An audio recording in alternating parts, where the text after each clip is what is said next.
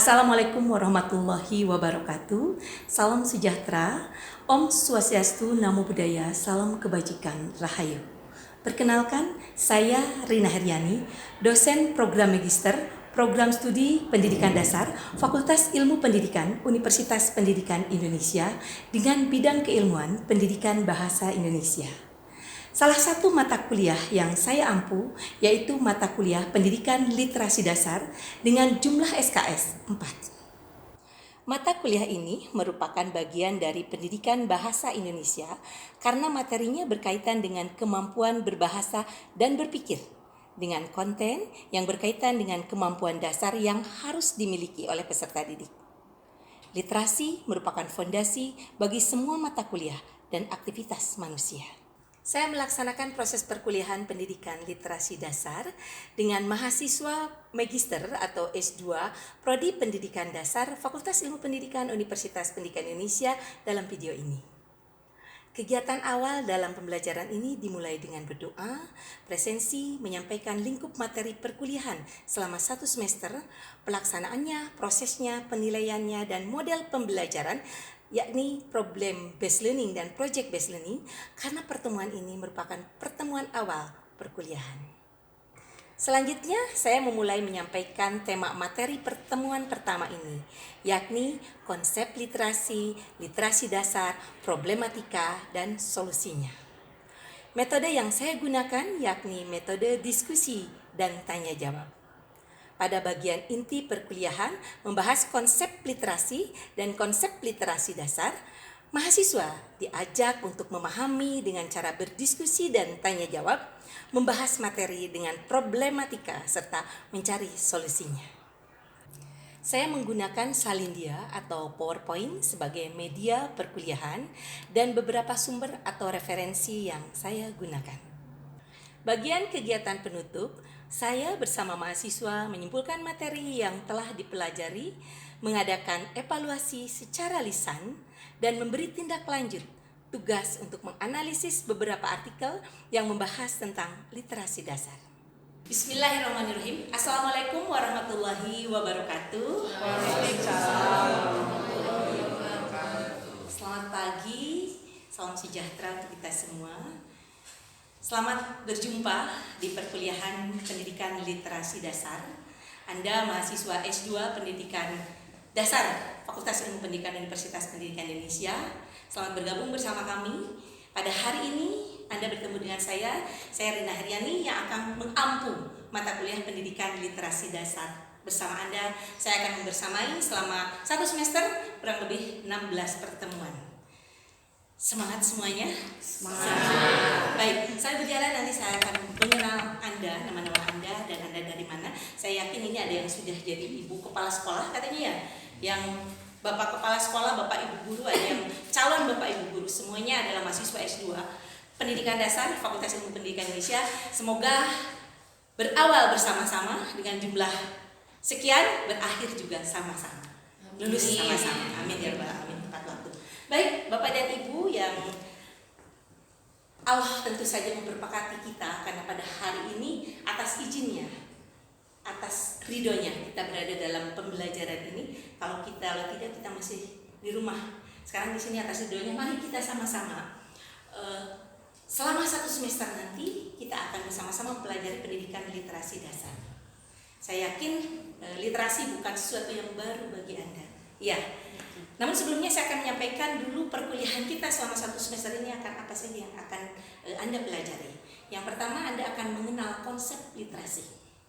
Yang kedua, Anda akan mengenal pendidikan literasi dasar. Literasi dasar itu apa?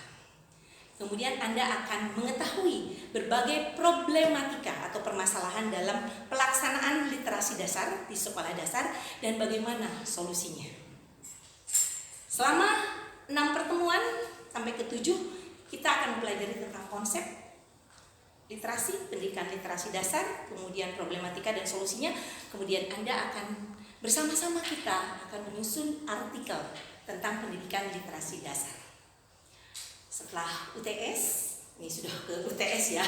Ini setelah UTS, ujian tengah semester, Anda akan mulai, saya bersamai dengan pelaksanaan proyek. Anda akan mengobservasi sekolah-sekolah bagaimana pelaksanaan literasi di sekolah. Kemudian Anda akan merancang program pengembangan literasi sekolah. Kemudian Anda akan merancang modul untuk pembelajaran yang berbasis literasi. Dan Anda juga akan merancang diorama kelas literasi itu seperti apa. Nanti kita akan belajar bersama-sama. Kemudian yang terakhir Anda akan menyosialisasikan hasil program yang sudah Anda buat. Dan ini berkelompok. Jadi tugas nanti yang akan dilakukan oleh Anda ada yang bersifat individual, ada yang bersifat kelompok. Untuk proyek khususnya ini dilakukan secara berkelompok. Jadi pelaksanaannya kita akan menggunakan mode pembelajaran project based learning. Ini bukan hal yang baru ya. Pasti semuanya sudah tahu seperti apa. Ada perencanaan, pelaksanaan, dan pelaporan di proyek itu. Baik, kita tunda dulu. Itu nanti akan kita jalani selama 1 semester. Kita hari ini akan memulai dengan konsep literasi dan pendidikan literasi dasar. Literasi itu adalah kemampuan. Literasi itu adalah kemampuan. Coba, apa di benak Bapak dan Ibu kemampuan itu apa? Kemampuan, iya Bu? Kemampuan itu ada pengetahuan, keterampilan, dan sikap. Kemampuan itu ada pengetahuan, keterampilan, dan sikap. Ada lagi? Bagus. Iya. Jadi kemampuan itu kan sesuatu yang dimiliki oleh manusia, oleh seseorang. Bahkan mungkin hewan juga kalau kemampuan ya, tetapi nanti akan dikaitkan kalau manusia dengan dikaitkan dengan kemampuan yang dibarengi dengan kemampuan berpikir. Jadi literasi itu kemampuan berbahasa dan berpikir. Berbahasa dan berpikir, apa yang Anda tahu tentang berbahasa? Berbicara. Ya. Ada 4 keterampilan berbahasa: Ya. membaca, menulis, menyimak, dan berbicara. Berbicara, tadi sudah disampaikan ya. Membaca, menulis, menyimak, berbicara. Bahkan sekarang ada memirsa. Ya, memirsa itu menonton, melihat, dan mendengar. Nah, kita fokus ke 4 keterampilan berbahasa itu. Nah, kemampuan keterampilan berbahasa seseorang dibarengi dengan kemampuan berpikirnya. Kemudian dia mampu menerima, mengolah berbagai informasi, dan kemudian dia juga mampu memilah dan memilih mana yang baik dan benar, mampu mengefektifkan, menggunakannya dalam kehidupan sehari-hari. Itulah literasi. Jadi kemampuan ya, literasi itu kemampuan. Kalau Bapak dan Ibu, ini buku. Apakah ini literasi? Kalau tadi dari pengertian yang saya sampaikan, yang kita sama-sama bahas, apakah ini buku ini literasi? Jangan. Apakah buku ini kemampuan? Bukan. Bukan. Buku ini adalah benda, produk dari literasi manusia. Ya, buku ini saya tulis berarti produk dari literasi saya. Itu ya, Bapak dan Ibu. Jadi jangan mengatakan, oh, buku adalah literasi. Buku ini adalah produk dari literasi. Kemampuan seseorang. Baik. Ketika kita tadi disampaikan oleh Anda bahwa memahami, literasi itu memahami, bukan hafal, bukan tahu. Paham, beda ya, paham dengan hafal, beda tidak? Iya. Ada yang bisa membedakan hafal dengan paham? Ini mahasiswa S2 apa sudah ini? Anak-anak kita nih yang sudah mengajar, anak-anak kita dituntut paham atau hafal? Paham. Paham, kalau paham, anak itu akan mengerti tidak? Iya. Iya, kalau mengerti, nanti dia bisa melakukan sesuatu berdasarkan daya pikirnya tidak? Yes. Iya. Beda halnya dengan hafal. Kalau hafal bagaimana? Anda terangkut batu bisa lupa. Iya. Ya, terjadi sesuatu pada kita juga bisa lupa. Tapi kalau paham, apapun yang terjadi, dia akan selalu ingat. Dan nanti dia bisa mempraktikannya dalam kehidupan sehari-hari. Itulah literasi. Literasi itu berharap kemampuan berbahasa dan berpikirnya jalan, bagaimana seseorang itu mampu mengakses dan mengolah berbagai informasi dengan benar, kemudian menggunakannya dalam kehidupan sehari-harinya dengan benar. Itulah literasi. Hafal dengan paham. Ketika saya mengatakan ini, dasar dharma pramuka, 1, takwa pada Tuhan Yang Maha Esa, 2, cinta alam dan kasih sayang sesama manusia, 3, patriot yang sopan dan kesatria, 4, patuh dan suka bermusyawarah, 5, rela menolong dan tabah, 6, 6. Rajin, terampil, dan gembira. 7. Hemat, cermat, dan bersahaja. 8. Disiplin, berani, dan setia. 9. Bertanggung jawab dan dapat dipercaya. 10. Suci dalam pikiran, perkataan, dan perbuatan. Apa itu? Apa itu? Yang saya sebutkan tadi? Dasa Dharma Pramuka. Mengapa saya masih ingat? Karena bagi saya nilai-nilai dan Dharma Pramuka itu sangat bagus dan bisa dipraktikkan terus-menerus dalam kehidupan sehari-hari kita. Nah, itulah yang dimaksud dengan literasi, Bapak dan Ibu. Ketika kita akan menyampaikan, membuat orang literasi, maka kita harus memampukan mereka paham dengan segala sesuatu yang dipelajarinya. Apa yang dia dengar itu bisa dipahami, yang kita dengar itu bisa kita pahami, bagaimana dia berbicara sehingga pembicaraannya itu bisa dipahami oleh orang lain dan dia sendiri paham dengan apa yang disampaikannya. Kemudian bagaimana dia mampu membaca buku dan dia paham dengan isi buku itu, dan bagaimana dia menulis sehingga dia mampu menuliskan kata-kata dengan benar. Nah, semuanya itu adalah aktivitas kemampuan literasi. Selanjutnya, di mana tadi dibentuk? Di lingkungan rumah, keluarga, sekolah, mana lagi? Masyarakat, betul. Sama tidak dengan yang saya sampaikan tadi? Iya. Jadi tolong pahami dulu sebelum kita akan mempelajari tentang konsep dasar literasi dasar. Ya, kita pahami dulu literasi itu apa. Selanjutnya kita akan lihat mengapa seseorang itu harus literasi. Karena literasi itu adalah hak. Setiap manusia di bumi ini mempunyai hak untuk memiliki kemampuan literasi. Semuanya. Tidak terkecuali. Jadi kalau hak, maka harus diberikan kesempatan. Ya tidak? Kalau hak itu harus diberikan kesempatan. Karena apa? Literasi itu fondasi semua mata pelajaran. Bapak dan Ibu, mata kuliah yang saya ampu sekarang akan menjadi fondasi untuk mata kuliah yang lain. Ya, karena di sana ada pemahaman, konsep pemahaman bahasa. Ya, konsep pemahaman apa lagi? Cara berpikir. Bagaimana mengakses berbagai informasi, kemudian bagaimana membuat semuanya efektif dan berguna, itu ada di pendidikan literasi. Makanya katakan literasi itu fondasinya. Kemudian yang jelas literasi itu untuk memajukan dunia pendidikan. Indonesia Emas, tahun berapa Indonesia Emas? 2045. Saya tidak tahu apakah saya masih hidup. Anda atau semuanya kita ya, mudah-mudahan saya tetap generasi kita, mudah-mudahan benar-benar muncul menjadi generasi yang membawa Indonesia Emas tahun 2045. Sehingga ini literasi itu solusi untuk meningkatkan sumber daya manusia, SDM. Kalau literasinya kuat, maka SDM-nya akan kuat. Baik. Sampai sini saya hanya akan menyampaikan konsep literasi. Nanti Anda akan mempelajari lebih mendalam dengan Anda berselancar di berbagai referensi. Kalau Bapak dan Ibu melihat pernah membaca ini, literasi bukan hanya keterampilan menerjemahkan simbol. Ya. Menerjemahkan simbol tertulis. Bukan itu saja. Tetapi literasi itu yang mampu menghubungkan antar pengetahuan, antar keilmuan. Ya. Sehingga apa nantinya? Dapat memahami, dapat mengkonstruksi, dapat melakukan hal-hal yang baik.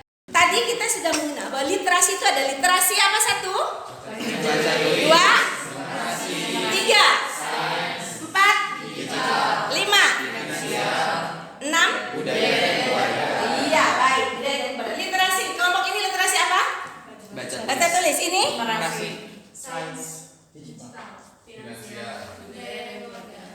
Baik, nah sekarang Bapak dan Ibu diskusi. Saya hanya beri waktu 5 menit untuk mendiskusikan permasalahan apa yang terjadi dalam pendidikan literasi dasar berkaitan dengan bagian kelompok Bapak dan Ibu tadi. Permasalahannya ada literasi baca tulis, numerasi, sains, digital, finansial, budaya, dan kewargaan.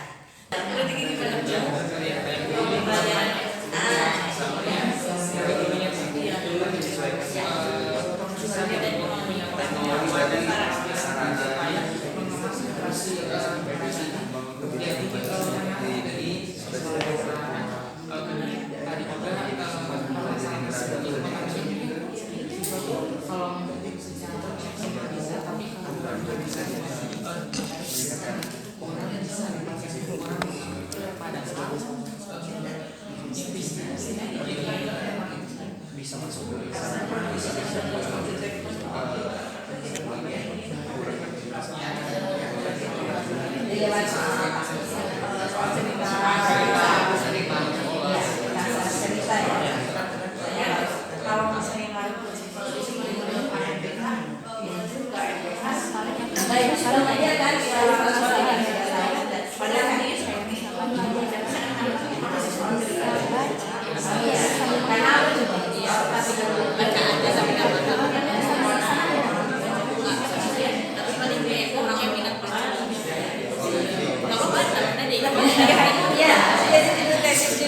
sudah selesai?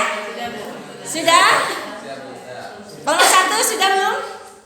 Sudah. 2? 3? 4? 5? 6? Hai 6. Alhamdulillah sudah. Terima kasih. Nah, mari kita dengarkan.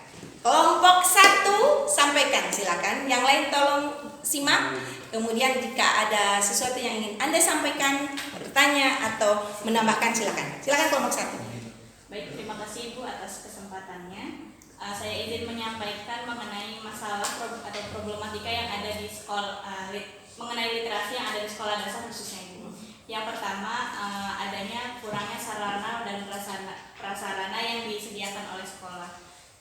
Dan yang selanjutnya ada kurangnya minat baca dari peserta didik. Ini lebih ke detail aja gitu ya. Yang selanjutnya itu mengenai kurangnya penggerak kegiatan literasi sekolah. Karena biasanya di sekolah itu kan yang menggerakkan selain dari guru yaitu dari komunitas tempat dan sebagainya. Namun ternyata setelah hasil dari observasi bahwa masih kurang komunikasi antara pihak setempat dengan artinya stakeholder dan seluruh elemen masyarakat, pemerintah juga harus berkolaborasi. Baik, kelompok 1 mengatakan permasalahannya adalah kurangnya sarana prasarana. Ini karena kita diskusi secara umum. So nanti Anda akan berkelompok di pertemuan-pertemuan berikutnya membahas secara khusus. Sekarang kita cari temuan secara umum. Ini kurangnya sarana prasarana untuk baca tulis. Kemungkinan kalau dilihat sarana prasarana mungkin bukunya kurang ya. Kemudian apa lagi? Ruangannya. Sepakat tidak yang disampaikan oleh kelompok 1? Dan memang menguatkan literasi anak-anak sekolah, betul kata siapa Anda? Pak Budi katanya bahwa apa? Sarana prasarana tidak hanya sarana prasarana saja, kata Pak Budi bahwa harus ada kolaborasi dari semua pihak. Semua harus peduli bahwa literasi anak itu sangat penting dan harus didukung, gitu. Sepakat tidak? Sepakat. Terima kasih kelompok 1. Kelompok 2 bagaimana? Kalau problematika pembelajaran literasi numerasi di sekolah dasar, kebetulan saya sudah mengajar juga Bu. Yang saya rasakan itu yang pertama, rendahnya kemampuan siswa terhadap kemampuan literasi numerasi karena sebagian besar anak-anak itu takut dengan matematika seperti itu. Jadi serasa matematika itu menjadi beban. Nah, itu yang pertama. Yang kedua, karena mereka mempunyai ketakutan dengan angka-angka seperti itu, kemampuan siswanya ketika memahami soal-soal literasi numerasi menjadi rendah. Kemudian hal itu juga yang ketiganya yang menjadi problematikanya, kenapa itu bisa muncul? Karena kurangnya potensi guru, kemampuan guru membuat pembelajaran literasi numerasi itu menyenangkan. Nah, sekarang solusinya bagaimana? Ini permasalahan ada 3 nih masalahnya. Solusinya apa? Paling solusi yang bisa kita laksanakan yaitu pertama melatih guru gitu, melatih guru untuk bisa 6 literasi dasar itu harus bisa semuanya, dikemas secara menarik oleh guru. Kemudian juga guru juga harus pintar gitu mencari model pembelajaran yang asik gitu. Iya, benar. Yang utama adalah bagaimana siswa mampu membuat pembelajaran itu tidak menakutkan tadi. Betul tidak? Betul tidak? Tidak menakutkan. Pernah Bapak dan Ibu yang sudah mengajar melihat anak-anak takut berhadapan dengan matematis? Hah? Atau jangan Anda juga ya? Ya termasuk gitu ya. Nah, ini bagaimana guru membuat apa? Pilih medianya yang menarik, modelnya, kemudian bahan ajarnya, suasana buat menyenangkan, jangan menyeramkan. Ini matematika bukan horor gitu ya. Baik, lanjutkan. Kelompok 3, silakan singkat saja ya. Permasalahannya apa, kemudian solusinya apa? Satu saja. Untuk literasi sains, kebetulan saya sudah mengajar Bu. Jadi di sekolah itu menganggap bahwa sains itu harus dalam kondisi di ruang lab gitu praktik-praktik, padahal kan sains itu merupakan hal-hal yang ada di alam, jadi harus bisa memanfaatkan yang ada di alam seperti itu. Ya, jadi solusinya? Jadi kalau masalah yang diangkat dari sini itu membatasi, guru membatasi bahwasanya pemanfaatan media pembelajaran itu hanya di ruangan-ruangan sains saja. Ya, ayo perhatikan dulu ini. Padahal kita bisa melaksanakan praktik sains itu dengan memanfaatkan lingkungan sekitar tersebut. Iya, jangan mati gaya. Tidak ada infokus, tidak jadi ngajar. Jangan kan ya gitu ya.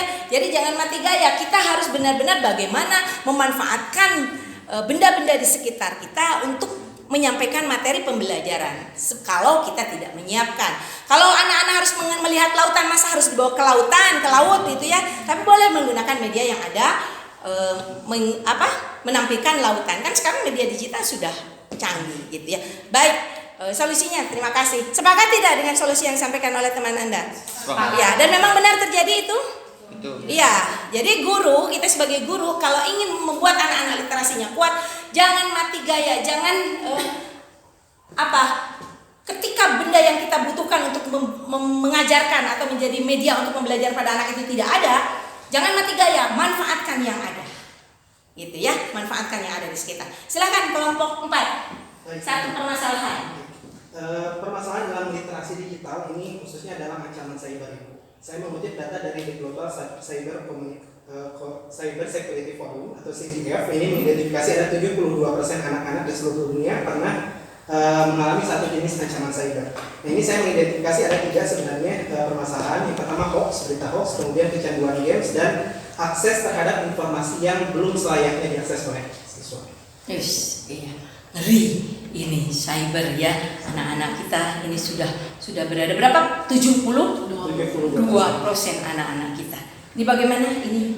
Untuk solusinya sendiri, di mana sekolah bisa menerapkan program internet sehat. Jadi anak-anak bisa diajarkan gitu ya bagaimana cara beretika di media sosial atau digital, sehingga bisa membedakan mana informasi yang benar dan mana informasi yang salah. Selain itu juga bisa memberitahu bagaimana caranya melindungi privasi secara online gitu. Dan bisa juga kolaborasi dengan orang tua, gimana caranya orang tua bisa membatasi hal-hal yang mungkin tidak sepatutnya di umur mereka mengetahui hal-hal tersebut. Iya, ada 3 poin yang disampaikan. Poin yang paling utama, apa yang Anda sepakati? Apa yang tadi? Etika. Anak-anak harus tahu, diberitahu etika menggunakan media sosial. Digital itu terutama media sosial. Harus diberitahu apa manfaatnya, apa dampak negatifnya, kemudian bagaimana mereka harus harus bisa membedakan mana yang benar, mana yang baik untuk dirinya. Dan yang terutama orang tua kalau di rumah harus memperhatikan anak-anak ketika menggunakan tadi yang terakhir ini oleh Anda, orang tua. Peran orang tua sangat penting dalam anak-anak menggunakan media digital. Tetapi anak-anak harus tahu, harus diberitahu, harus tahu ada media digital seperti ini. Tapi beritahu yang bermanfaat, gitu, yang baiknya. Lanjut. Literasi apa ini? Finansial.